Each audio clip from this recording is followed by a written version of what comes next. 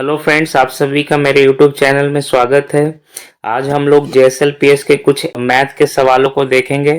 तो सबसे पहले जो भी चैनल पर नए स्टूडेंट जुड़े होंगे चैनल को सब्सक्राइब कर ले ताकि उनको हमारा नोटिफिकेशन समय पर मिल जाए और वीडियो को लाइक करना ना भूलें।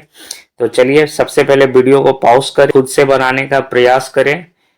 चलिए अब सवाल आपके सामने है। कहा गया है जूलिया जो है किसी काम को 12 घंटे में कर सकती है, माइकल उसी काम को 8 घंटे में करता है। तो कहा गया है जूलिया जो है उस काम को शुरू किया और 5 घंटे के बाद।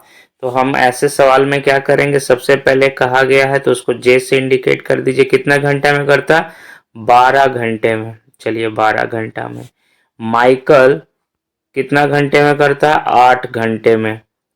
अब ऐसे सवाल में दोनों को हम क्या करते हैं, एलसीएम निकालते हैं। एलसीएम निकालने का सबसे आसान तरीका होगा, जो बड़ा वाला डिजिट होगा उसको आप बढ़ा दीजिए। तो 12 दूनी 24, और देखिए कि दोनों अगर कट जाए तो वही एलसीएम हो जाए। तो यहाँ पे 12 दूनी 24 कटते हैं तो 8 से भी कटता है और आपका 12 से भी कटता है। तो कितने बार में? 12 दूनी 24, 8 24। तो यहाँ पे जूलिया का इफिशियंसी आ गया 2 और माइकल का इफिशियंसी आ गया 3। अब यहाँ पे सवाल में कहा गया है कि जूलिया जो है ना उस काम को शुरू की और 5 घंटे के बाद माइकल शामिल होता है। तो 5 घंटे तक ये काम कर चुकी होगी। तो हम कह सकते हैं 5 दूना 10, यानी ये 10 काम ऑलरेडी कर चुकी है उसके बाद। तो हमें काम करना था 24, 10 काम जूलिया कर चुके हैं तो इसको माइनस कर दीजिए। तो शेष काम कितना बचा? 14। अभी 14 काम करने के लिए क्या माइकल भी शामिल हो गया। इसका एफिशिएंसी 2, इसका एफिशिएंसी 3। अब दोनों मिलके काम करेगा तो इसको 5 से करवाइए तो कितना हो जाएगा? 5 दूनी 10 और पूर्णांक हो जाएगा 4/5। अब हमें यहाँ सवाल में घंटा और मिनट में दिया है तो इसको बदलने के लिए क्या करेंगे, 60 से गुना कर दीजिए। 5 से काट दीजिए, कितना बार में कट जाएगा? 12 बार में। तब 12 चौ 48। तो याद रखिए यहाँ जूलिया ऑलरेडी 5 घंटा पहले काम कर चुकी है और दोनों मिलकर कितना घंटा काम कर चुके हैं? तो 2 घंटा 48 मिनट। 2 घंटा 48 मिनट। अब इन दोनों को जोड़ेंगे तो क्या आ जाएगा? 7 घंटा 48 मिनट आपका टाइम आ जाएगा। अगला सवाल है, कहा गया है रमेश अपनी गाय को बेचकर 100 रुपये की हानि सहता है। तो 100 रुपये की हानि सहता है 900 में बेचकर। तो हम कह सकते हैं गाय का सीपी कितना होगा आपका? 1000 होगा। तभी वो 900 रुपया में बेचा होगा तो 100 रुपये की हानि हो रही है। तो हानि प्रतिशत पूछा गया। तो हानि प्रतिशत बराबर क्या होता है? हानि गुने 100। तो हानि कितने का हुआ है? 100 रुपये का गुने 100 बटे क्रयमूल्य। सीपी आपका कितना है? 1000। तो यहाँ 1000 लिखेंगे।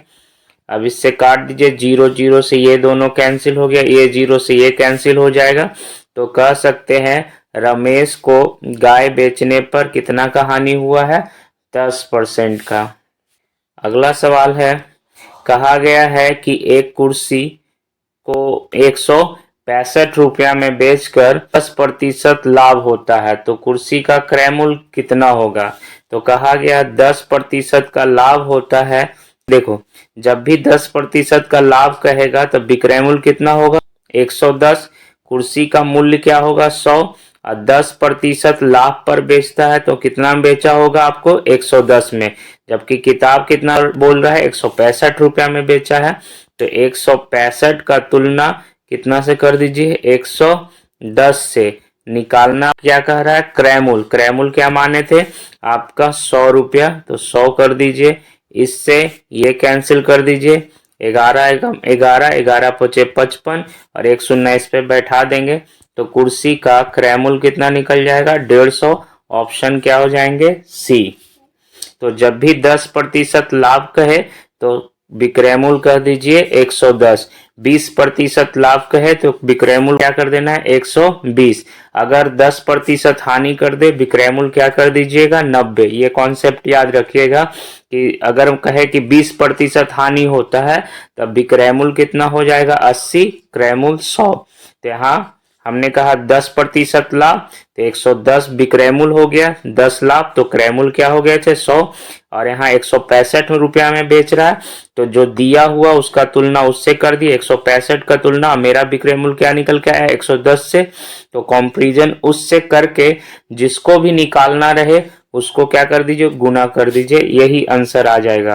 तो अब तक मेरे सारे वीडियो में यही कॉन्सेप्ट पे हम लोग चल रहे थे।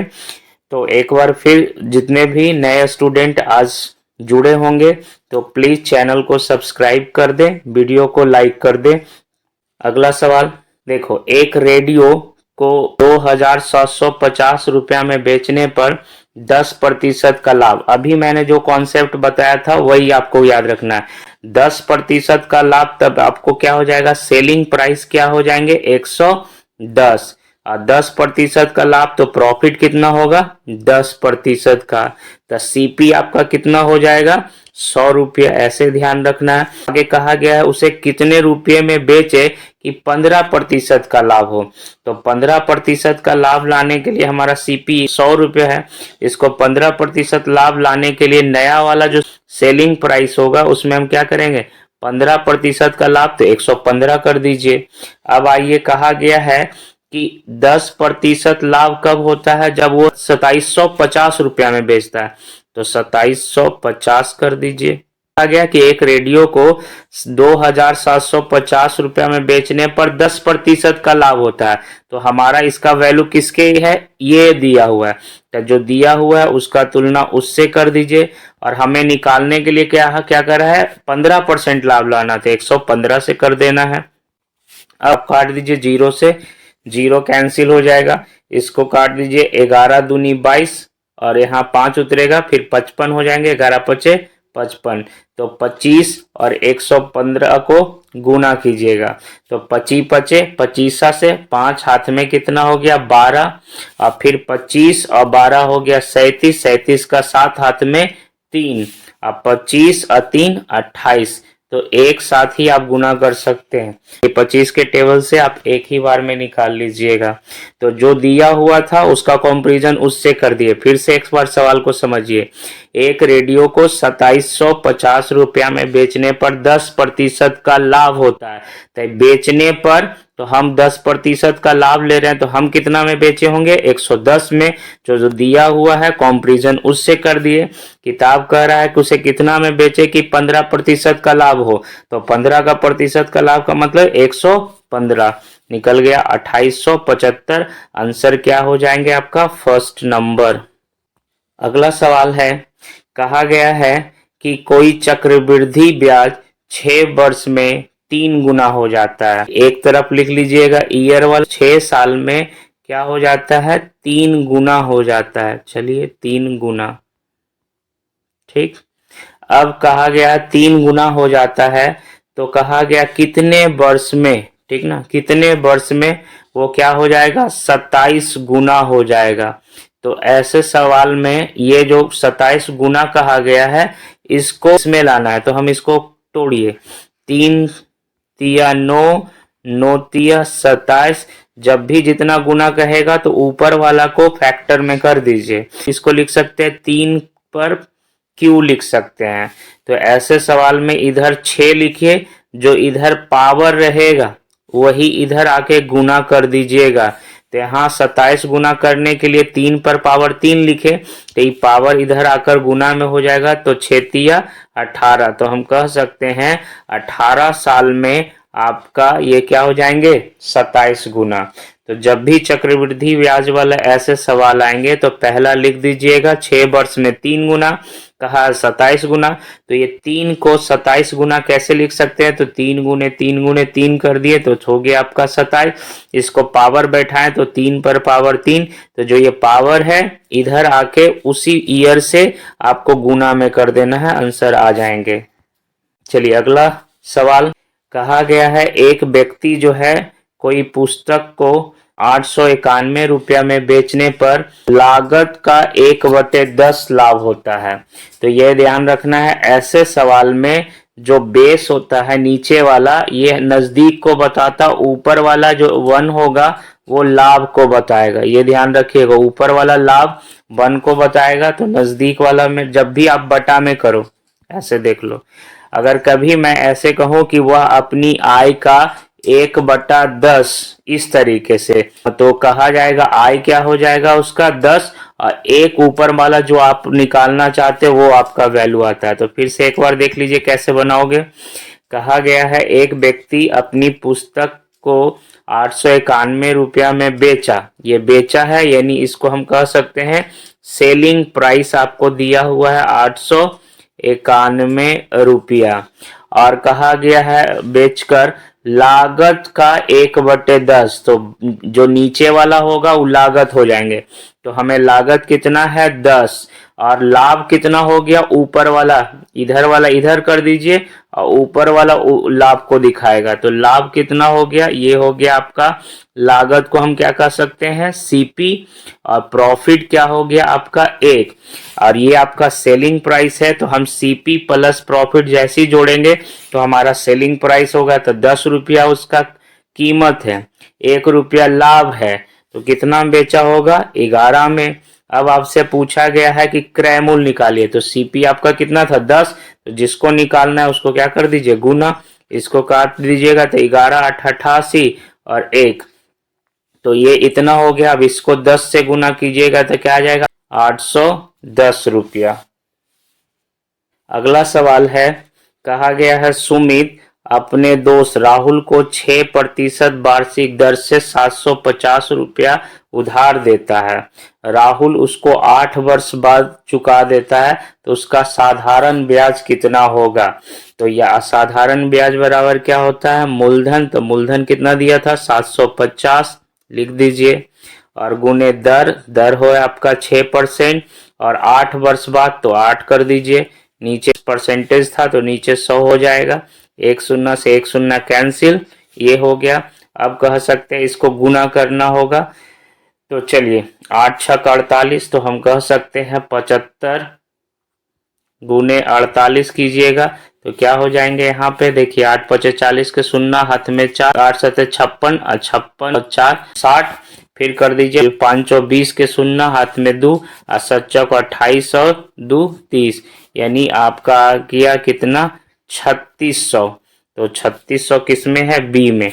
तो इस तरीके से आप इसको ऐसे भी कर सकते हैं, देखो जब भी आपको PRT इतना लिखने का कोई जरूरत नहीं, सीधे यहाँ 6 और यहाँ 8, 8 छक 48, तो सीधे 48 को 7500 से गुना कर दीजिएगा, ठीक ना। इस तरीके से भी आप निकाल सकते थे। चलिए अगला सवाल है, 3 घंटी जो है 11 बजे बजा है, एक साथ बजती है, तो फिर अगला जो है 20 मिनट पे 30 मिनट पे और 40 मिनट पे बजती है, तो अगली बार तीनों कब बजेगी। तो ऐसे सवाल में एलसीएम लिया जाता है किसका 20 30 और 40। 3 घंटी जो है एक बार 11 बजे बजती है, उसके बाद कोई 20 मिनट बाद, कोई 30 मिनट बाद, कोई 40 मिनट बाद बजती है। तो सवाल हमसे कहा गया है कि अगली बार तीनों में कितने समय बाद बजेगी। तीनों जब बजने का बात आएगा तो हमें एलसीएम लेंगे, क्योंकि एलसीएम लोगे तो एक ऐसा टाइम आएगा जो तीनों काट सकता है। तो ध्यान रखना एलसीएम निकालने के लिए मैंने हमेशा बताया बड़ा डिजिट को लीजिए और इसका गुना करते चलिए। तो 40 को ले लिए तो 40 दूनी 80 लेते हैं, तो क्या इससे कटेगा नहीं, 30 से नहीं कटा, 2 गो से कट रहा था लेकिन 30 से नहीं कटा। अब इसको फिर बढ़ाइए 120 लेंगे, ठीक ना। 120 40 से भी कटेगा, 30 से भी कटेगा और 20 से भी कटेगा, तो हमारा एलसीएम क्या हो जाएगा 120। अब ये 120 मिनट आया है, इसको घंटा में बदलते हैं, क्योंकि यहाँ पर समय पूछा गया है। तो 1 घंटा में कितना होता है 60 मिनट, तो 60 से इसको भागा दीजिए, 0 से 0 कैंसिल, इसको काट दीजिए 2 बार में, यानी ये कितना आवर आ गया 2 घंटा। तो पहली बार कब बजा है 11 AM में बजा है, तो 2 घंटा बाद अब बजेगा, तो 11 में 2 जोड़िएगा तो कितना बज जाएगा 1 PM में। तो आंसर क्या हो जाएगा आपका डी नंबर। तो ऐसे सवाल में जब भी हो तो एलसीएम निकालिए। एलसीएम निकालने के लिए मैंने बताया बड़ा वाला डिजिट को बढ़ाते चलिए और जब लगे कि आपको पूरा कौन सा संख्या सबसे कट सकता था तो 120, उसको एलसीएम निकाल लीजिए। चलिए अगला सवाल जाने से पहले जो भी आज चैनल पर नए विद्यार्थी जुड़े होंगे वो प्लीज चैनल को सब्सक्राइब कर लें ताकि उनको हर आने वाला नोटिफिकेशन मिल जाए समय पर, और वीडियो को लाइक करना भी नहीं भूलेंगे। अगला सवाल है दो संख्या का अनुपात, ठीक ना, 3 अनुपात में है और उसका लसा जो कितना है 84 है। तो एलसीएम जो होता है ऐसी संख्या होती है जो दोनों को कटता है। तो इसको अगर x मानोगे तो ऐसे बन जाएंगे 3x, ठीक ना, और 4x। तो हम x में पढ़ना नहीं चाहते हैं, आपको मैं सिंपल सा तरीका बता रहा हूँ कि जब भी हमें दो संख्याओं का लसा लेंगे तो लसा में क्या होता है कि ये दोनों से ये कटना चाहिए। तो सीधे चरतिया क्या कर दीजिएगा 3 और 4 का अगर एलसीएम का बात करेगा कितना आया है 84। चलिए तो ये इन दोनों को गुना कर दीजिए, कितना आ जाएगा इसका एलसीएम 12। तो हमारा एलसीएम कितना आ रहा है 12 है 84। तो जो दिया हुआ है उसका तुलना उससे कर दीजिए। तो 84 का तुलना 12 से निकालने के लिए कह रहा है बड़ी संख्या। बड़ी संख्या कौन है 4, गुना करना है 12 से काट दीजिए, बरसते 84 और 7 गुने 4 कितना हो जाएगा 28। तो संख्या क्या निकल चुका है बड़ी वाला 28 ये। और अगर छोटी का संख्या का था तो 21 हो जाएगा, 3 लिखेंगे यहाँ पे। तो सवाल कुछ भी पूछ सकता है, अगर बड़ी संख्या का है 4 से छोटी का संख्या का था तो 3 लिखते तो 21 हो जाता। चलिए अगला सवाल, कहा गया है एक व्यक्ति एक वस्तु को 25% हानि, फिर सुन लीजिए कि अगर 25% हानि तो उसका आपको सेलिंग प्राइस क्या होगा 75, ठीक ना, और यहाँ लॉस कितना हुआ है 25 और उसका सीपी कितना होगा 100। हर हाल में आपको इस तरीके से कर दीजिएगा कि अगर 25% हानि तो सीपी होगा 100, लॉस 25 का तो बेच कितना रहा होगा 75 में। और किताब क्या कह रहा है 6750 में बेच रहा है। किताब का क्या कह रहा है 6750 में बेच रहा है और आपका कितना आया है सीपी 75। तो जो दिया हुआ है कंपैरिजन उससे कर दीजिए। अब कह रहा है इसको 15% लाभ पे, तो यहाँ हम सीपी माने थे 100, इस पे 15% का लाभ तो कितना में बेचेगा 115। तो इसको गुना कर देंगे 115 से। इसको कैसे काटे शॉर्ट में तो हम जानते हैं 25 दिया 75, इसको काटिएगा तो 25 से भागा देना पड़ेगा तो उससे भी बच सकते हैं। जानते हैं 625 क्या होता है 25 का स्क्वायर, 625 कट गया तो बचा क्या 50 और 75, यानी 25 और 2 27, यानी 25 से काटिएगा तो 27 बार में ये कट जाएगा। फिर 3 से इसको काट दीजिए कितने बार में 9 बार में, तो क्या हो गया 115 गुने 9। इसको कर दीजिए 9 पचे 45 के 5 हाथ में 4, 9 और 4 हो जाएगा आपका 13 और 13 का 3 हाथ में 1 और 9 1 10, ठीक ना। तो आ गया 1000, एक शून्य यहाँ है, यहाँ बैठ जाएंगे, आंसर हो जाएगा आपका सी नंबर। चलिए अब वीडियो को पसंद आया होगा तो please like and do subscribe my channel. Thank you for watching.